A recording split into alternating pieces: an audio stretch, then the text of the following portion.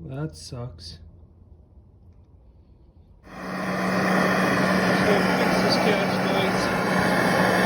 Doing it a little different. I don't have any way to know what temperature is 700 degrees. I can't even find my radiator temperature gun. So that gas, that distance, kind of heating the whole block. It should be around 700. It's welded pretty good. And I'll grind it all out and then I'll finish it with a grazing rod and grind it down. And this is just supposed to slowly cool. Filled pretty good. And then I'll grind it out and use some of this Lux-coated bronze rod as a filler, really, to get the finish smooth once I grind this all out, once it's cool. Give some thanks to the internet there. I did preheat and do the arc welding on this and ground it down so it'll pass. This is the swivel base, and I just got to run a tap through the two that had cracked at the threads. It'll be good enough for what it does, the swivel base.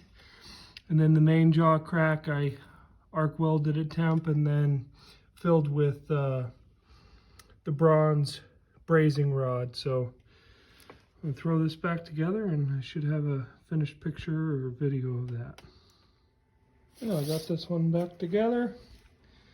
Not too bad on the grinds, and it's closing all the way and feels pretty solid. Just want to kind of compare why I wanted to get this bigger vise back up and running. It's got, that's with full thread engagement. It's got the 6-inch jaw and an 8-inch opening. You can go a little more than that. But this, I think this is a 4-inch. This guy's got a 6.5-inch opening. Yeah, 4-inch jaw. Kind of neat about this Holland's vise in Erie was the pivoting jaw that you can tighten up on. Machine track in there. That's pretty nice. Not expecting, honestly, to use it that much, but I'm gonna have to mount my